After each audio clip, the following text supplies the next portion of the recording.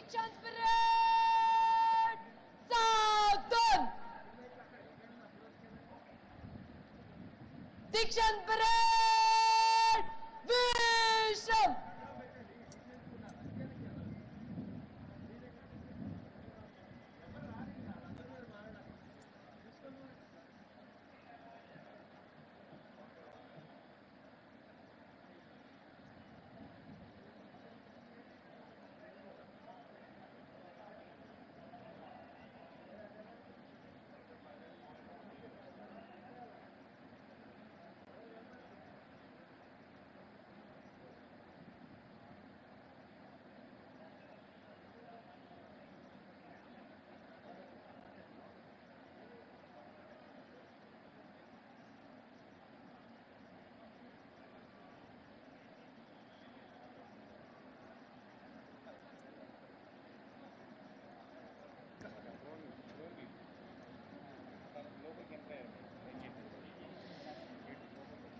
Our Honorable Chief Minister of Telangana State, Sri Revanth Reddy Garu, has just arrived into the premises and will be welcomed with a mounted police escort onto the dais.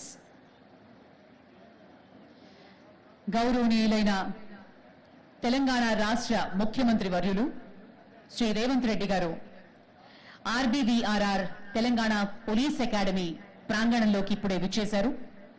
వారిని mounted police escort ద్వారా స్వాగతం పలుకుతూ వేదిక మీదకి తీసుకువస్తున్న తరుణాన్ని మనం వీక్షిస్తూ ఉన్నాము.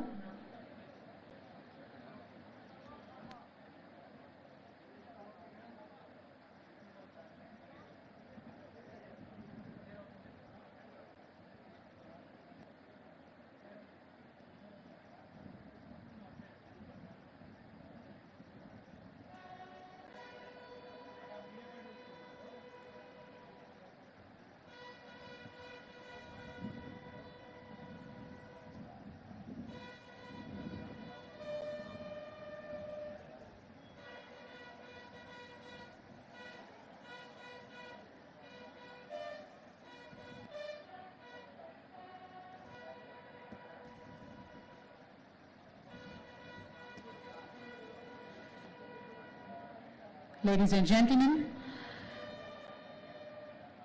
today is passing out parade 547 STT SIs, SCT RSIs, SCT SIs and SCTA SIs.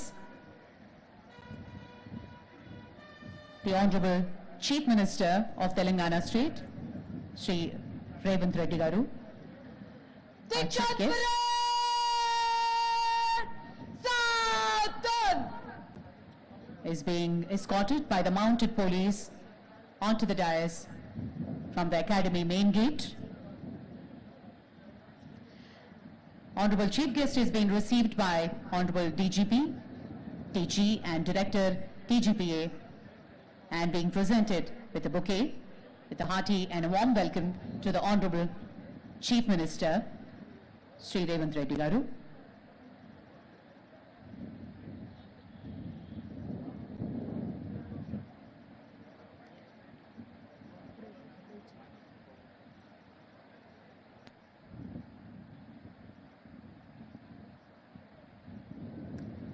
Parade! Kande Shastra!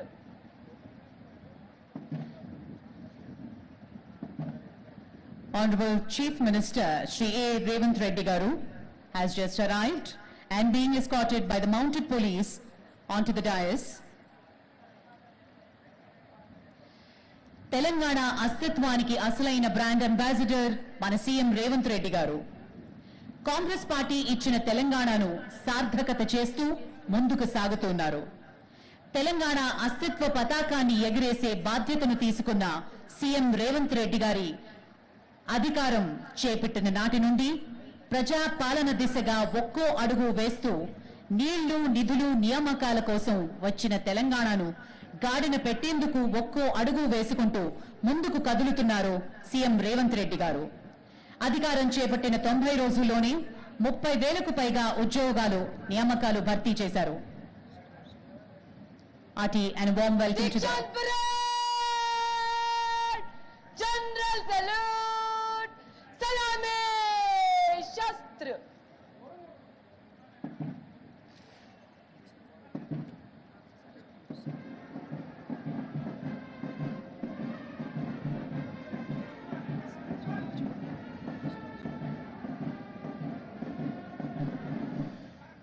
Parade!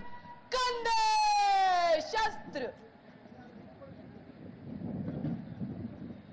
Parade! Bajo Shastra! రాజా బహదూర్ వెంకట్రామరెడ్డి గారి ప్రాంగణంలో పోలీస్ అకాడమీ డైరెక్టర్ అభిలాష బిస్ నాయకత్వంలో వారి శిక్షణ ఆధ్వర్యంలో ఈరోజు సబ్ ఇన్స్పెక్టర్లు, రిజర్వ్ సబ్ ఇన్స్పెక్టర్లు, ఏఎస్ఐలు 500 మందికి పైగా శిక్షణ పొంది రేపటి నుండి 4 కోట్ల తెలంగాణ ప్రజల సేవకు బయలుదేరుతున్న మీ అందరికీ మనస్ఫూర్తిగా శుభాకాంక్షలు తెలియజేస్తున్నా.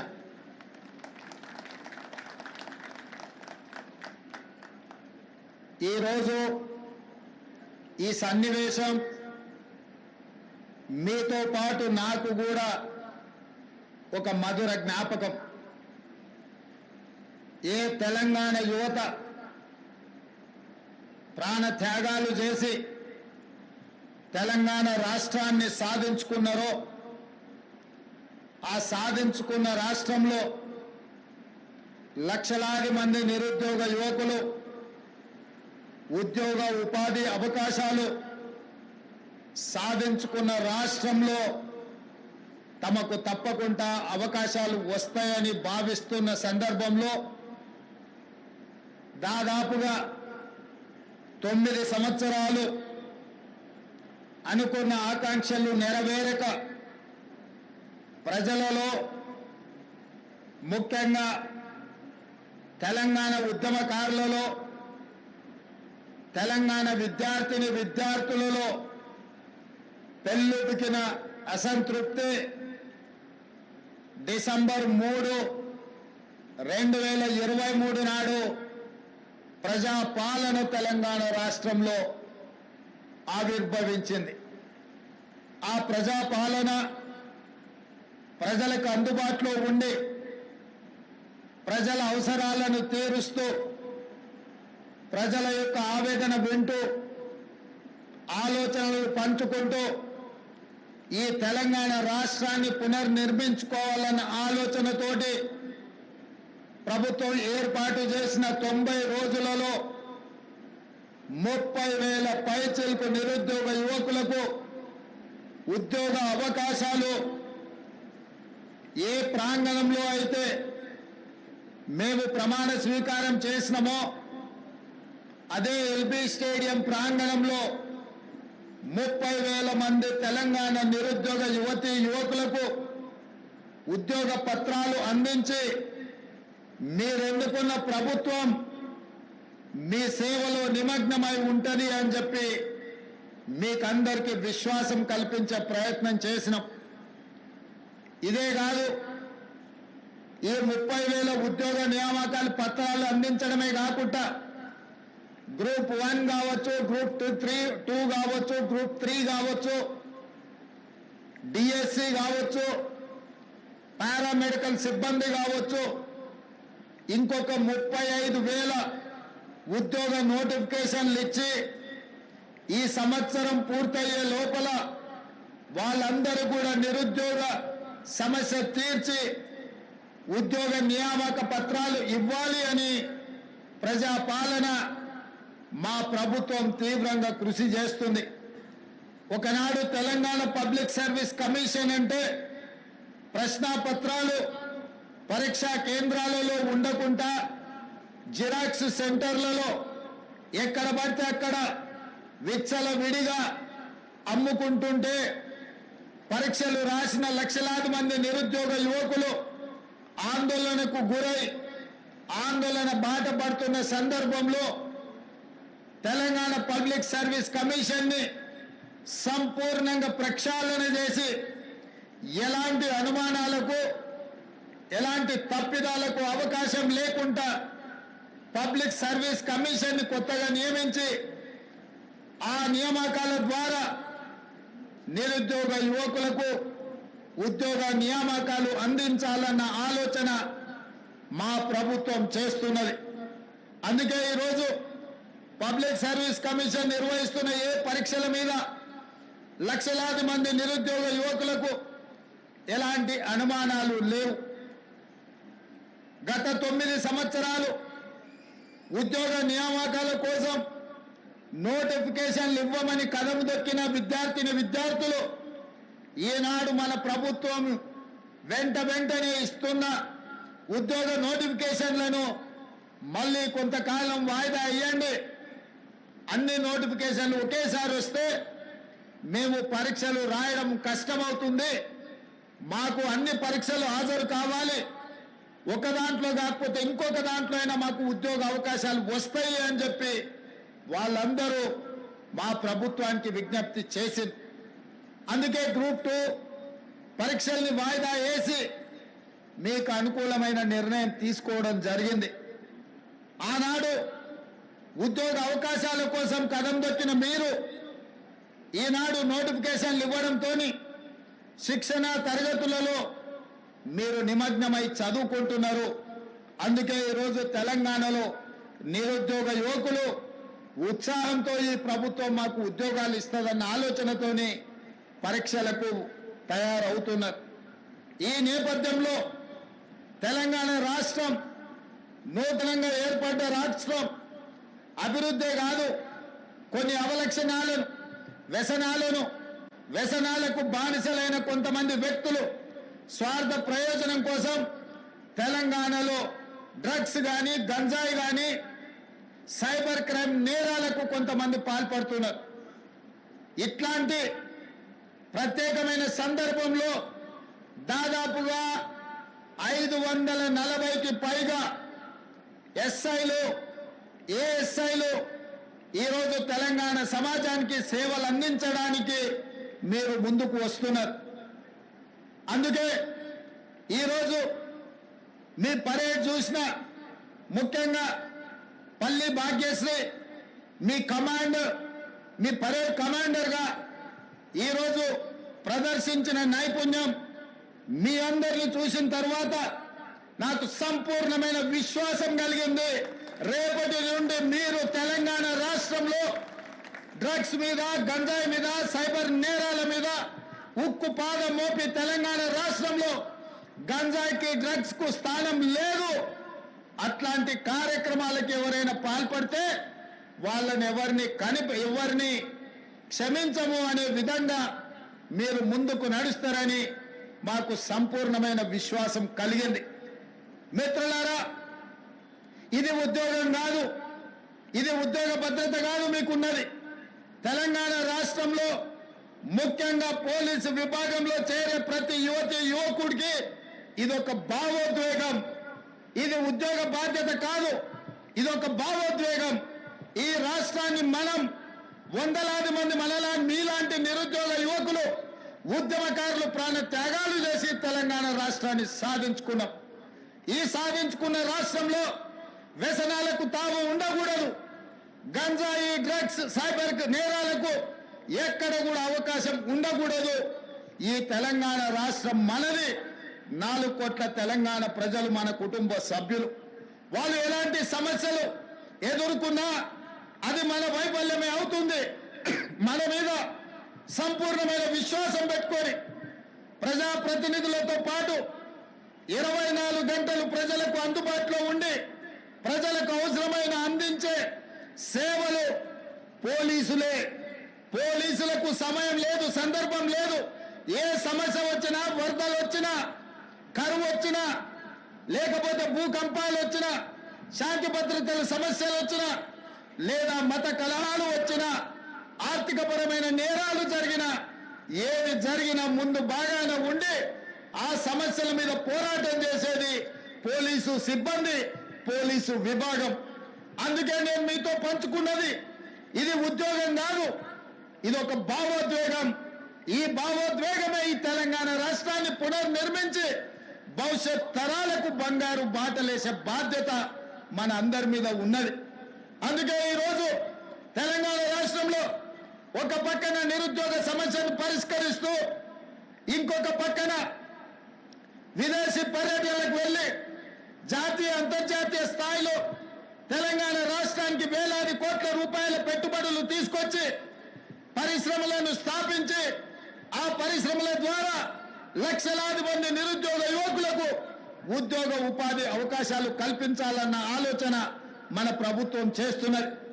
ఈరోజు ఉద్యోగాలే కాదు, నిరుద్యోగ సమస్యను పరిష్కరించడమే కాదు, ఈ సమాజంలో పెట్టుబడులు తీసుకురావడమే కాదు, రైతన్నలు, నేతన్నలు, పట్టణ అన్నం పెట్టేది రైతన్నలైతే ఆ రైతన్నలకు ఆత్మగౌరవంతో బ్రతకడానికి నేతన్నలు సహకరిస్తున్నారు. నేతన్నలతో పాటు గీతన్నలు ఈ రోజు మన సమాజంలో ఉన్నారు.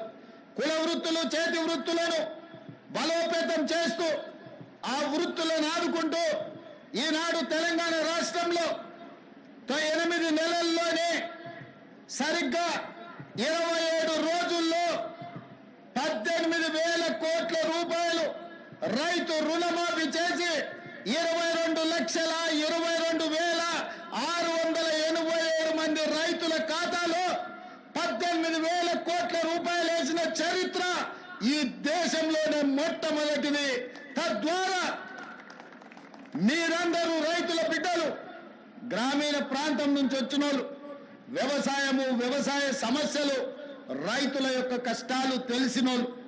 నేను కూడా గ్రామీణ ప్రాంతానం నుంచి, వ్యవసాయ కుటుంబం నుంచి వచ్చిన వాడినే. రైతు యొక్క కష్టాలు నాకు తెలుసు. అందుకే 18,000 కోట్ల రూపాయలు కడుపు కట్టుకొని నిధులు సేకరించి 18,000 కోట్ల రూపాయలు ఈనాడు రైతుల ఖాతాలో వేసి రైతన్నల కళ్ళల్లో ఆనందం చూస్తున్నాం. వ్యవసాయం దండగ కాదు, వ్యవసాయం పండుగని నిరూపించి ఈనాడు తెలంగాణ రాష్ట్రంలో రైతుల ఆత్మగౌరవంతో తలెత్తుకునే విధంగా రాష్ట్ర ప్రభుత్వం నిర్ణయాలు తీసుకుంటున్నది. ఇవాళ ఈ తెలంగాణ రాష్ట్రం పచ్చగా ఉండాలన్నా, పసిడి పంటలు పండాలన్నా ప్రాజెక్టులతో పాటు చెరువులను, కుంటలను కాపాడుకునే బాధ్యత మన మీద ఉన్నది. నిన్న మన మీరందరూ చదివి ఉండొచ్చు, చూసి ఉండొచ్చు. రేవంత్ రెడ్డి గారికి ఏమొచ్చిందయ్యా, హైడ్రా పేరు మీద మీ చెరువుల్లో విలాసవంతమైన విల్లాలు కట్టుకుంటే ఆయన నేల గూలుస్తున్నాడు అని. నేను ఒక్క మాట అడగదలుచుకునే వేదిక మీద నుంచి తెలంగాణ ప్రజల్ని, ముఖ్యంగా హైదరాబాద్ నగర వాసులని, 1908లో ఈ మహానగరం మీద వరదలు ఉప్పెనై కమ్మేస్తే వేలాది మంది ప్రాణాలు కోల్పోతే ఆనాటి నిజాం సర్కార్ మోక్షగుండం విశ్వేశ్వరయ్యను ఆర్కిటెక్ట్ గా నియమించి 100 కోట్ల రూపాయల నాడు ఖర్చు పెట్టి ఉస్మాన్ సాగర్, హిమాయత్ సాగర్ ను నిర్మించిండ్రు. అనంతగిరి కొండల నుంచి వచ్చే వరదల్ని నిలువరించిన నీళ్లను ఈ మహానగరానికి తాగునీటి వసతులుగా ఏర్పాటు చేసింది. ఒకనాడు ఎక్కడి నుంచి హైదరాబాద్ నగరానికి తాగునీళ్ళు వచ్చేది కాదు, ఉస్మాన్ సాగర్, హిమాయత్ సాగర్ నుంచే లక్షలాది మంది హైదరాబాద్ బిడ్డలకు తాగడానికి నీళ్లు ఇచ్చారు. హైదరాబాద్ దాహార్తిని తీర్చిన ప్రాజెక్టులు గండిపేట, హిమాయత్ సాగర్. ఇలాంటి ప్రాజెక్టుల చుట్టూత బాగా సంపాదించుకున్న వాళ్ళు, ఆగర్భ శ్రీమంతులు ఫామ్ హౌజులు కట్టుకున్నారు. వాళ్ళు ఫామ్ హౌజులు కట్టుకుంటే మనకు అభ్యంతరం లేదు, వాళ్ళు సంతోషంగా ఉండడమే మనకు కావాల్సింది. కానీ ఆ ఫామ్ హౌజులలో ఉన్న డ్రైనేజ్ కనెక్షన్ లేదు. వాళ్ళ డ్రైనేజ్ తీసుకొచ్చి గండిపేట నీళ్ళలో కలిపిండ్రు. వాళ్ళు వాడిన డ్రైనేజ్ నీళ్లు గండిపేట నీళ్ళలో కలిస్తే ఆ నీళ్లు తాగడానికి నగరానికి ఇస్తున్నాం. నేను అడుగుతున్న మిత్రులారా, ఇవాళ మీరు చెప్పండి, ఎవడో బలిసినోడు కట్టుకున్న ఫామ్ హౌస్ డ్రైనేజ్ నీళ్లు గండిపేట తాగి నీళ్ళలో కలుస్తుంటే ఆ నీళ్ళని నగర ప్రజలకు తాగడానికి ఇస్తే ముఖ్యమంత్రిగా నేను వైఫల్యం చెందినట్టు కాదా? ఒక్కసారి ఆలోచన చెయ్యండి. భవిష్యత్ తరాలకు అందించాల్సిన బాధ్యత చెరువులు, కుంటలు, నాలాలను ఎవడెవడో ఆక్రమించుకుంటే వాళ్ళ ఆక్రమణలో చెరబడితే ఇవాళ నగరం మీద ఉప్పెనై వరదలు వస్తున్నాయి. ఆ వరదలు ఎక్కడికి వెళ్తున్నాయి? బస్తీలో ఉన్న పేదోళ్ళ ఇళ్లకు పోతున్నాయి. పేదోళ్ళు జీవితకాలం కష్టపడి సంపాదించుకున్న ఫ్రిడ్జ్, టీవీ, మంచము, బట్టలు, కట్టుకున్న బట్టలతో సహా అర్ధరాత్రి పూట వాళ్ళ ఇళ్లకు నీళ్లు వస్తే తడిసి ముద్దయి అనాథలాక రోడ్డు మీద నిలబడాల్సిన పరిస్థితులు వచ్చినాయి. మున్నేరు వాగు పక్కన ఖమ్మంలో అయినా, వరంగల్ జిల్లాలో అయినా, హైదరాబాద్ నగరంలో అయినా, కృష్ణానది ఒడ్డున మునిగే ప్రాంతాలైనా దుర్మార్గులు ఆక్రమించుకున్న చెరువుల వల్లనే ఇవాళ వరదలు వస్తున్నాయి. అందుకే హైడ్రాను ప్రారంభించడం. హైడ్రా స్పెషల్ టాస్కే ఈ చెరువులను ఆక్రమించిన వాళ్ళను చెరబట్టాలని, చెరబట్టిన వాళ్ళ నుంచి విడిపించాలని, అలాంటి వాళ్ళని అవసరమైతే చెరసాలకు తోలాలనేది నా ప్రభుత్వ విధానం. అందులో ఎంత గొప్ప వ్యక్తులున్నా, ఎంత మహామహులున్నా వాళ్ళు చెరువులను వదలక తప్పదు. అందుకే ఈ వేదిక మీద నుంచి గొప్ప వ్యక్తులకు నేను విజ్ఞప్తి చేస్తున్నా, అయ్యా ఆక్రమించుకున్న చెరువులను మీరే వదలండి, గౌరవంగా పక్కకు తప్పుకోండి, నీటిపారుదల శాఖకు అప్పగించండి, మీకేం కావాలనో పోయి దూరంగా కట్టుకోండి. లేకపోతే ఉన్న పలంగా నేల మట్టం కూలుతాయి, కూలగొట్టే బాధ్యత నేను తీసుకుంటా. ఇవాళ ఎఫ్టీఎల్లో కానీ, బఫర్ జోన్లో కానీ, నాలాలలో అక్రమంగా నిర్మాణాలు ఏవైతే ఉన్నాయో వాటన్నిటినీ నిరభ్యంతరంగా మేము తొలగిస్తాం. మీరు ఎక్కడికి వెళ్ళినా, మీరు తాత్కాలికంగా కోర్టుల నుంచి ఏమన్నా తెచ్చుకున్నా న్యాయస్థానాలలో కూడా కొట్లాడి ఆ స్టేలను వెకేట్ చేయించి మీరు ఆక్రమణలు తొలగిస్తాం. ఇదే కాదు, ఇవాళ మూసి ఒకప్పుడు అనంతగిరి నుంచి వచ్చే కృష్ణానది జలాలకు ఒక ఆలవాలం, కానీ ఇవాళ కాలుష్యం అయిపోయింది. ఇవాళ మన బతుకులను చిందర వందర చేస్తున్నాయి. నల్గొండ జిల్లా రైతులు ఇవాళ ఏడుస్తున్నారు. హైదరాబాదు నగరంలో నుంచి వచ్చిన కాలుష్యం నల్గొండ ప్రజలకు చేరుతుంది. అక్కడ పంటలు కూడా విషమయమైపోయినాయి. మా కోమటిరెడ్డి వెంకటరెడ్డి గారు పదే పదే నా దృష్టికి తీసుకొచ్చి నల్గొండకు వస్తున్న కాలుష్యాన్ని నియంత్రించండి, మూసిని ప్రక్షాళన చెయ్యండి అని. అందుకే కేంద్ర ప్రభుత్వ సహకారంతో మూసి ఆక్రమణలు తొలగించి మూసిని ప్రక్షాళన చేసి ఒక అద్భుతమైన మూసి రివర్ డెవలప్మెంట్ ఫ్రంట్ ను అభివృద్ధి చేసి పేదవాళ్ళకు అక్కడ వ్యాపారాలు చేసుకోవడానికి అవసరమైన అవకాశాలు కల్పిస్తాం. మరి ఇవాళ మూసి పరివాహక ప్రాంతంలో పేదలు ఆక్రమించుకొని ఉన్నారు. జిల్లాల నుంచి వచ్చి ఇల్లు కట్టుకొని ఉన్నారు. రూపాయి కూడబెట్టి గుడిసెలేసుకొని బ్రతుకుతున్నారు. వాళ్ళ పట్ల మానవత్వంతో వ్యవహరిస్తుంది ప్రభుత్వం. మూసి నాలలో ఉన్న శాశ్వత నివాసదారులు ఎవరైతే ఉన్నారో వాళ్ళందరికీ డబుల్ బెడ్రూమ్ ఇల్లు ఇచ్చే బాధ్యత ఈ రాష్ట్ర ప్రభుత్వం తీసుకుంటుంది. దాదాపుగా 11,000 మంది అక్కడ ఇల్లు ఉన్నాయి. ప్రతి వాడికి 11 కాదు, అవసరమైతే 12,000 మంది అయినా ప్రతి వాడికి డబుల్ బెడ్రూమ్ ఇల్లు ఇచ్చి వాళ్ళని ఆత్మగౌరవంతో బ్రతకటట్టు ఈ ప్రభుత్వం పునరావాసం కల్పిస్తుంది. అట్లాంటి కార్యక్రమాలలో ఇవాళ శిక్షణ పొందిన ఈ ఎస్ఐలు ప్రజల సహకారం కోసం మీరు బాధ్యత తీసుకోవాలి. అదేవిధంగా ఎక్కడైతే ఆక్రమించుకున్నారో మూసీలు, ఎఫ్టీఏలు, బఫర్ జోన్, నాలాలో ఉన్న వాళ్ళు తొలగించండి. ప్రభుత్వ భూముల్లో లేకపోతే ప్రైవేట్ భూముల్లో అనుమతి లేకుండా కట్టుకున్న వాళ్లకు వాళ్ళని ఏదైనా రెగ్యులరైజ్ చేయడానికి స్కీమ్ ఉంది. కానీ ఎఫ్టీఎల్, బఫర్ జోన్, నాలాల వాటికి రెగ్యులరైజేషన్ స్కీమ్ లేదు. ఇవ్వాలి, కాకపోతే రేపైనా వాటిని తప్పకుండా తొలగిస్తాం. వాళ్ళ పట్ల కఠినంగా వ్యవహరిస్తాం. మీ అందరికీ నా విజ్ఞప్తి ఒక్కటే, రేపటి నుండి ప్రజల దగ్గరికి వెళ్తున్నారు. తెలంగాణ ప్రజలకు విశ్వాసం, నమ్మకం కలిగించండి. మన రాష్ట్రంలో గంజాయి మాట ఎత్తాలన్నా, డ్రగ్స్ గురించి ఆలోచన చేయాలన్నా, సైబర్ నేరాలను నియంత్రించాలన్నా, చెరువులు, నాలాలు చెరబట్టిన వాళ్లను మోకాళ్ళలో వణుకు పుట్టాలి. వెన్నులో చలి జ్వరము రావాలి. ఆ విధంగా మీరు ఈ తెలంగాణ సమాజానికి సేవలు చేయవలసిన అవసరం ఉన్నది. నేను మిమ్మల్ని అడుగుతున్న ఒకే ఒక్క మాట, మీరు ఈ బాధ్యత తీసుకోండి. ఇది మన తెలంగాణ, మన తెలంగాణను రక్షించుకునే బాధ్యత మన మీద ఉన్నది. నేను వేరు మీరు వేరు కాదు. వాళ్ళు నేరగాళ్ళు, ఆ నేరగాళ్లను పట్టుకొని అడ్డు తొలగించే బాధ్యత మీది నాది. ఈ వేదిక మీద ఉన్న పెద్ద అధికారులది. పెద్ద అధికారులు మేము ఆదేశాలు ఇస్తాం, కింద అమలు చేయాల్సిన బాధ్యత మాత్రం మీదే.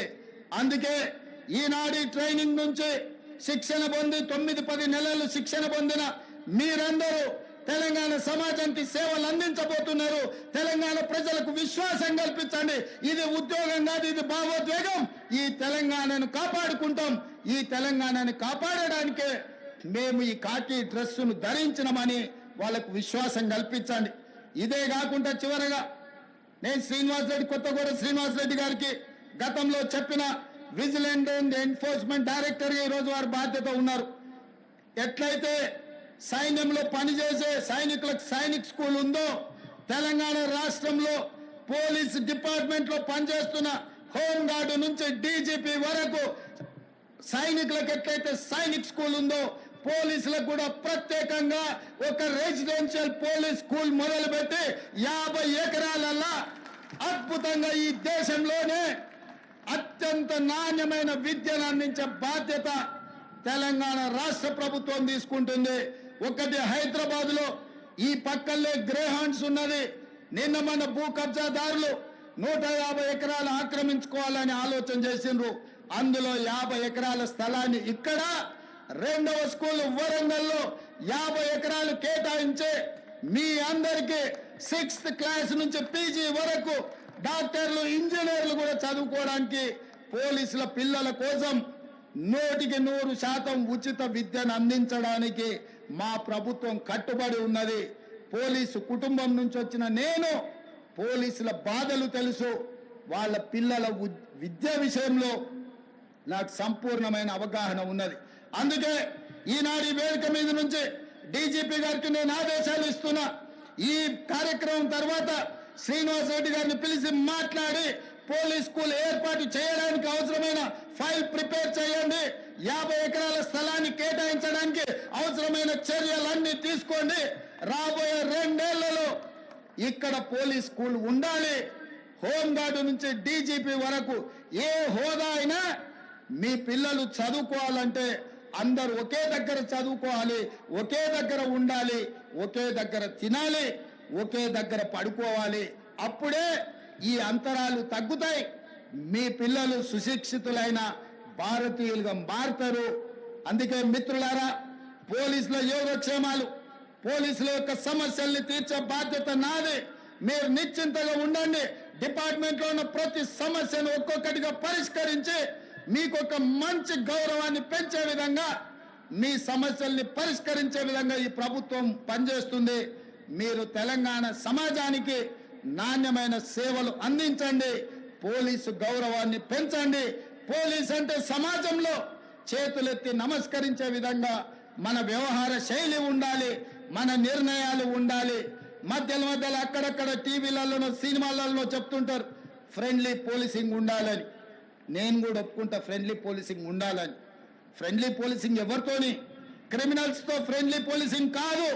బాధితులతోని, సమస్యల మీద కష్టాలలో కన్నీళ్లతో పోలీస్ స్టేషన్లకు వచ్చిన వాళ్ళతోని ఫ్రెండ్లీ పోలీసింగ్ ఉండాలి తప్ప క్రిమినల్స్ తోని కాదు.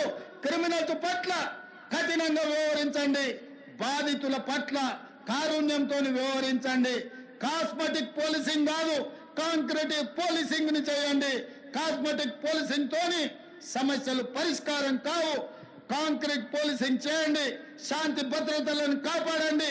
శాంతి భద్రతలు ఉన్నప్పుడే ఈ రాష్ట్రంలో పెట్టుబడులు వస్తాయి. పెట్టుబడులు వస్తేనే నిరుద్యోగ యువకులకు ఉద్యోగ ఉపాధి అవకాశాలు వస్తాయి. తెలంగాణ రాష్ట్రమే ఈ దేశానికి ఒక మోడల్ గా కావాలి.